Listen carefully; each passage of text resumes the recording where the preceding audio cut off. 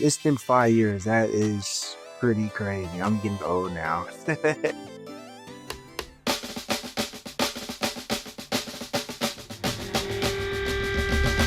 Welcome to Laney College. Touchdown! The defending state and national champions. Nobody likes Laney. We the bad kids, the scrappy ones. We're local East Bay. You can do it. You have value. You are important. Laney, baby, come on, be great. We on a whole nother level now.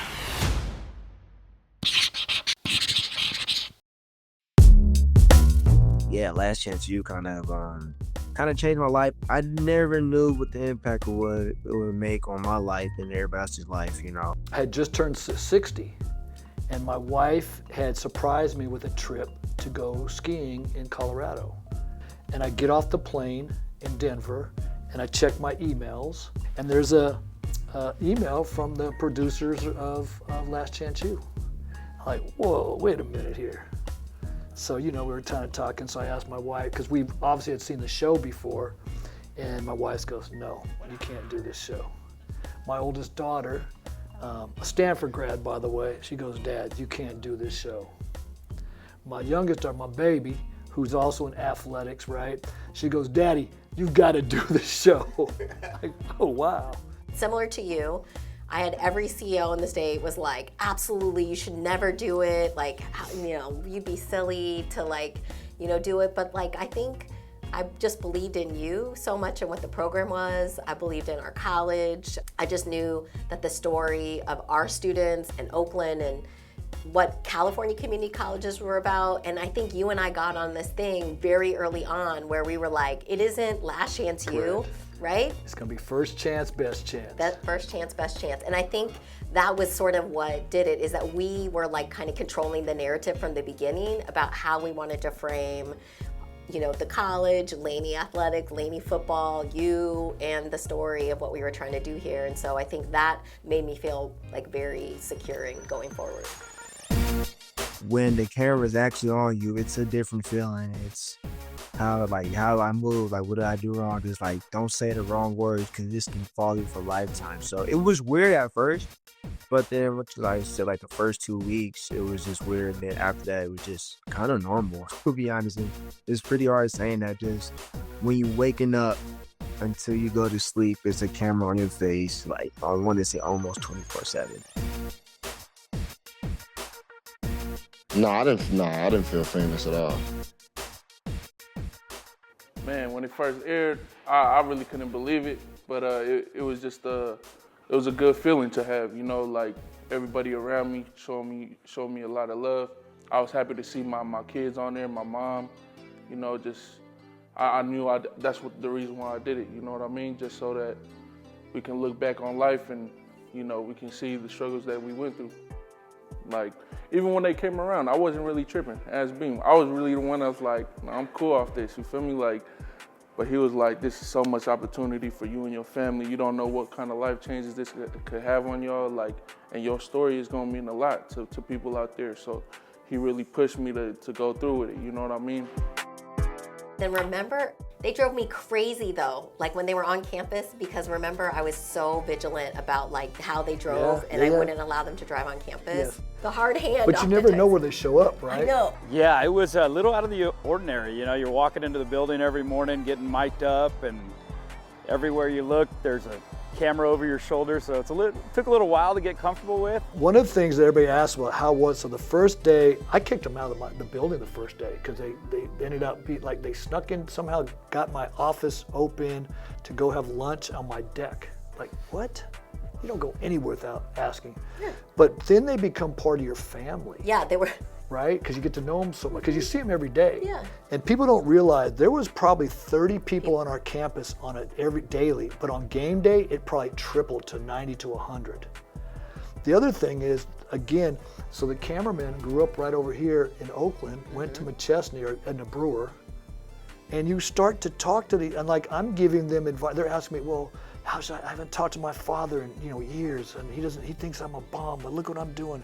And you start having the same, they want the same conversation as your players did, that they see what you're doing, right? And the other place, it was different. They went for football, and that was it. We gave them a total different experience. And then they loved the food here in Oakland because they got really good food. I know, the food is great. When they first started coming around, I thought it was like weird to have something just right in my face while even like going through the emotions out there on the field, coming off to the sideline. I'm pissed about a drive, and these people are just like, you know, right here, but it's all part of it, you know what I mean? Like, and I just went with it. Like, I try to act like it was just, this is my life now. I think it was really good that they aired during the pandemic. It helped people, like a lot of people told me, it helped them get through the pandemic. They're watching it during the pandemic, right?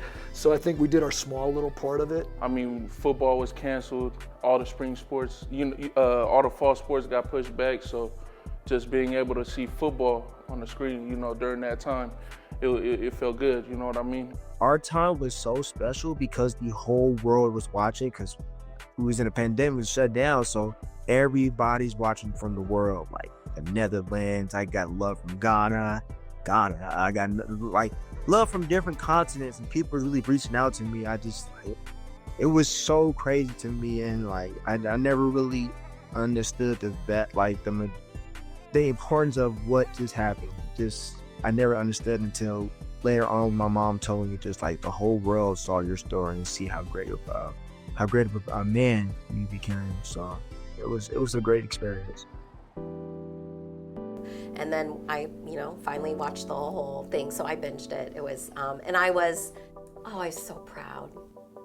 I was like, just so proud and like so in love with, like, I thought they were very masterful and thoughtful about the way they told the stories, the way they elevated and talked about each student, the students they focused on, and then to your point, the city. Livy Schaap, who was our mayor at the time, and she was a cheerleader at Skyline when I was a coach, so, and she was always, as a mayor, even a cheerleader. And she got up because, people were starting to get tired of being enclosed, right, and separating during the COVID pandemic. And so she got on the TV and radio and said, look, you guys don't go to the lake. You need to stay home and watch Coach Beam and Laney College on Last Chance U. So at one point in the series, they go to a librarian in Oakland to sort of give some historical reference to Oakland. Well, her name is Dorothy Lazard. So Dorothy Lazard and I worked together when I was a student at UC Berkeley. She had a really phenomenal impact on me when I was a student. So we stayed connected through the years. But to see even Dorothy be in it, it was just sort of like the universe calling in. So like Fred Shavies, who does the drive-through, gets them on a police drive-through so they can go see Oakland and the crime that was happening. He's now the chief of police at Piedmont. I think it's, there's so many success stories, right? I mean, that's why the whole show was so awesome, right? It was just Talks all about these the whole city, right? The drummer was a local drummer, right? Yep. I mean, just those things, Oakland is a big city, but it's not. It's a town and a village, right? Town business. And so many of our paths cross, and this fabric, right? It's like quilts, right? You take pieces of it, when you put it together, in the masterful way you put it together, it's beautiful, and that's what this show did. It all comes down to this last play. Last play. Doman is gonna run.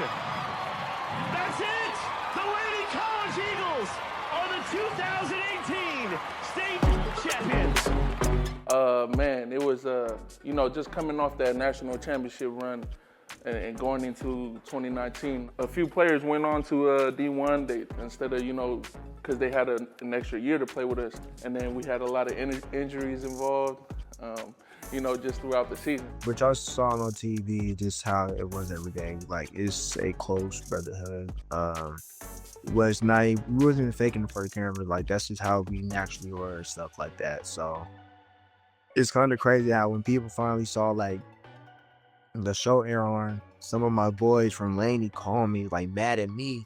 Was like, bro, why you didn't tell us you was in your car? And me and my mom got mad at me. We're scared. It was like, why you didn't tell me you was sleeping in your car? Why you didn't tell me the situation? I was like, my whole thing was, first of all, I was embarrassed just to even come speak out about it. And second of all, just something about me. I just wanted to accomplish stuff on my own, and just I now realize I couldn't have that help. I could have used that help.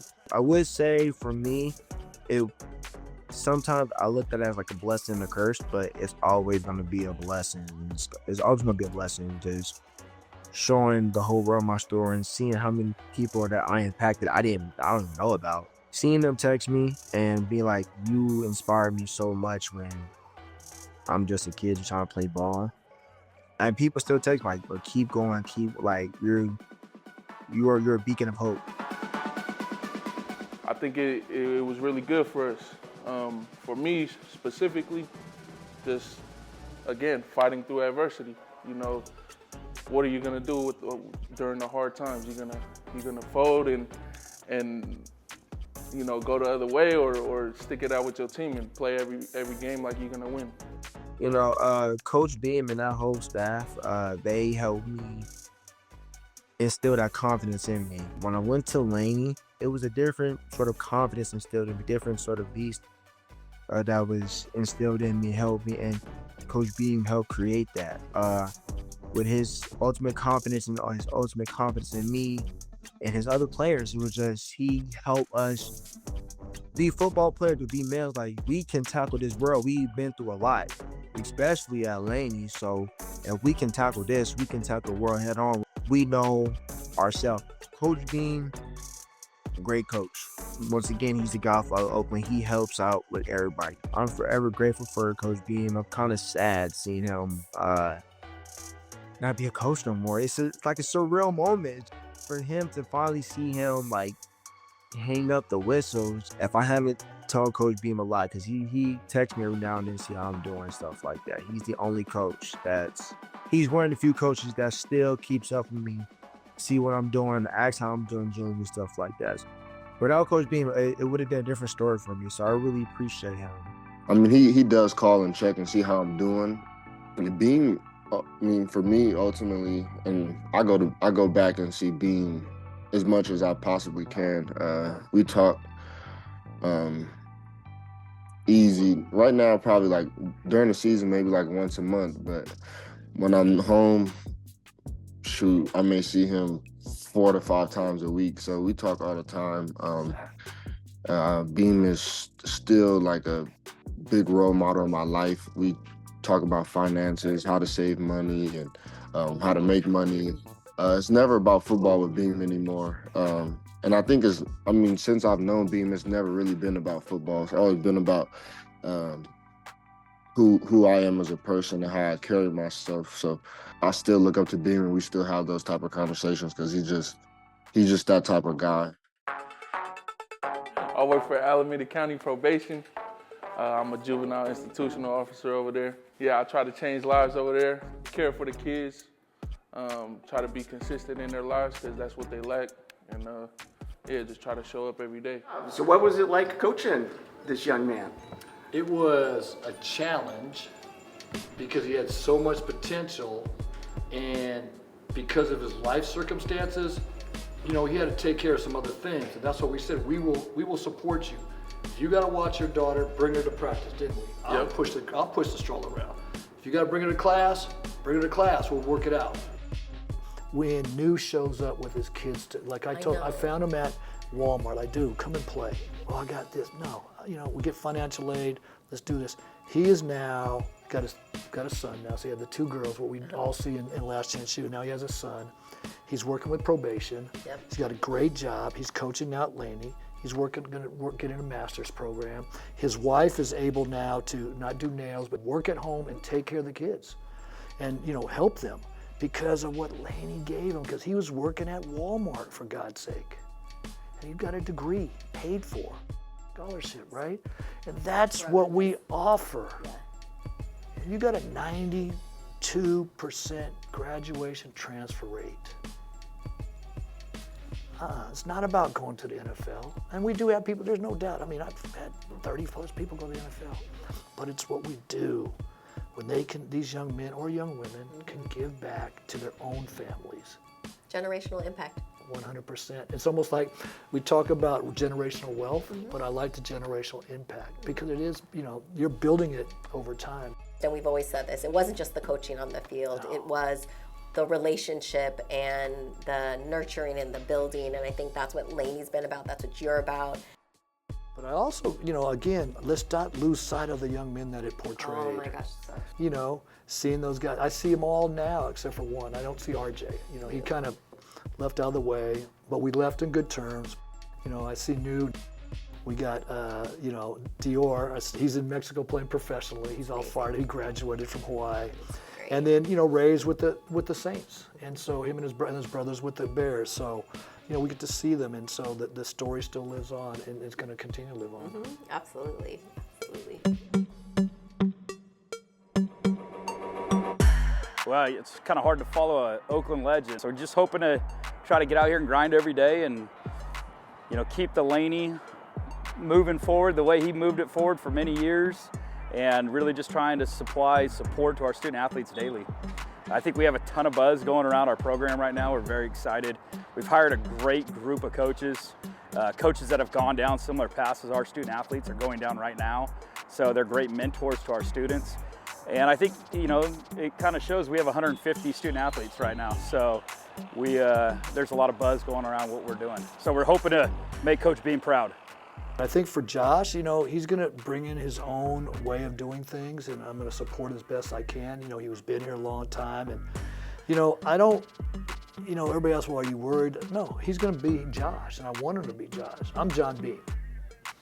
I'm always going to be John Beam, right? And we want him to be able to write his own story. Yeah, I think, you know, everyone wants to put their own stamp on it and just kind of do things a little bit differently. I think we're doing a great job just bringing this group of men together. One of the things I'm proud of, we've put our guys through a leadership program once a week, teaching them how to be leaders in the classroom, how to lead in the workforce, how to lead here in the field house and on the football field. Our job is to believe in them so they can believe in themselves. Last Chance U came out like before I graduated, so that was definitely one of the decisions that helped me come here. I grew up on that show. Like, I've been watching that since I was a little kid. It really showed a good depiction of Oakland. It kind of gave us like a better representation of our community.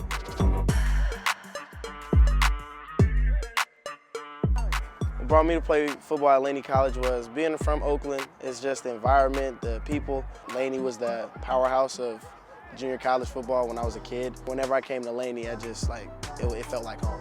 We have great tutors. We have DJ, that's one of our math tutors. We have Doug, he helps us with everything. He gets us on the right path. And the coaches, all the coaches in general, they're there for you. Whatever you need help, they'll help you.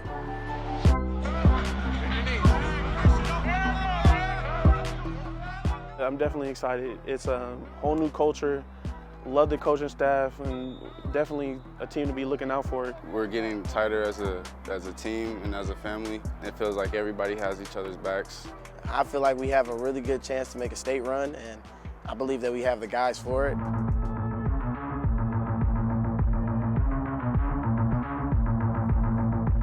Laney Eagles, baby, you know, we got it. I'm calling it early. Of course, Laney Eagles. Laney Eagles are going to win the Base 6 championship. There's no doubt in my mind. Laney Eagles are going to win the Base 6 conference. It's going to be a dogfight for sure, you know, and I promise you the Eagles will be right there competing for one of those spots. Laney Eagles, man. Got to be. That's the only team to go with. Our team was a local team, and the spirit of the Laney football program was not this feeders from all these outside things, and what is built on community. It's built on the network that is just within the Bay. I think it falls to what we talk about, Laney build, right? We build our students, student athletes, students, right? Many of our students come here with not the skill set or the preparation to go to succeed in college, yet because of the faculty and the administration staff, we take it upon ourselves to help nurture this group that's been disenfranchised, that's been marginalized, right? I mean, people got to understand, right? Peralta or Laney is a vital part of the community, the fabric of freaking Oakland, because this city needs this. And it's like we always said, it's about giving hope and opportunity, right? That's what we do. And I think we showed that Laney could do it, right? And that, Oakland can do it. Two claps, right. Two claps, right.